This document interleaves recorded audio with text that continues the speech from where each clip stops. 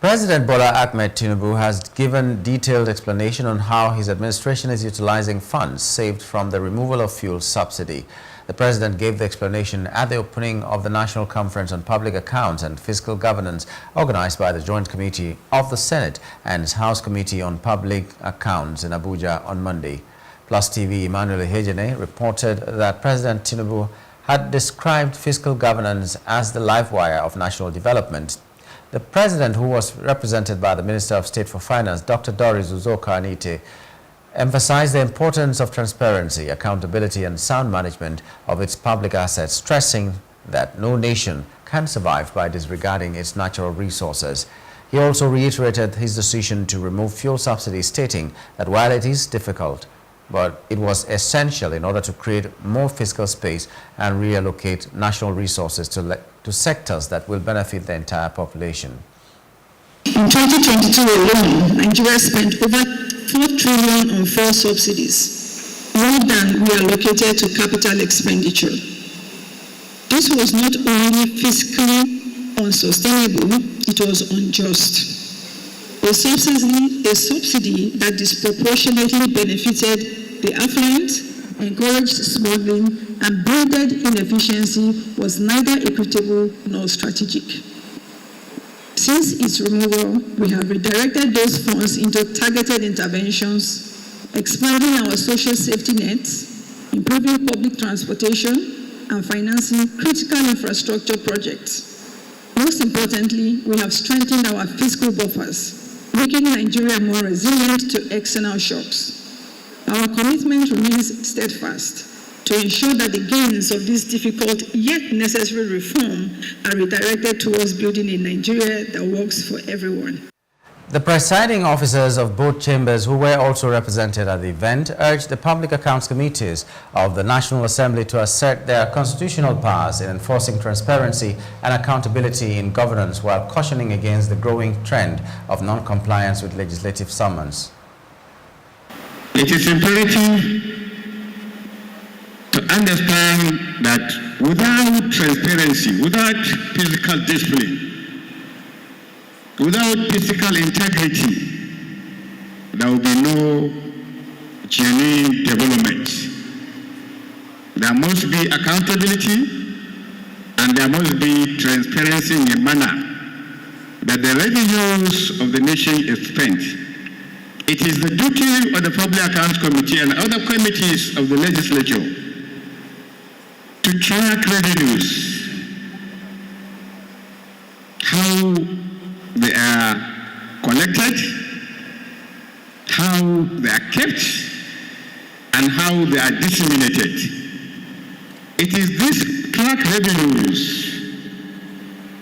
that are appropriated, and therefore, once appropriated, it is equally the duty of this Public Accounts Committee, most especially, to track the implementation of these revenues. Recent audit reports reveal that over 300 billion naira of public funds remain unaccounted for. More than 60% of federal ministries, departments, and agencies failed to comply with financial regulations. The reports identify challenges that include unauthorized environments, incomplete audit cycles, institutional leakages, and weak enforcement of rules. The 2024 Subnational Audit Efficacy Index reveals an even more dire situation at the state level. Only 2 states, Yobe and Ekiti, scored above 50% on the index. 21 states failed to publish their 2023 audit reports. Additionally, in most states, the offices of the Auditor General remains financially and administratively dependent on the executive. The Chairman, House Committee on Public Accounts, Honorable Bamidele Salam, and other stakeholders called on Nigeria to assume the leadership role in Africa's economic emancipation by improving its public finance architecture in the global transparency ranking.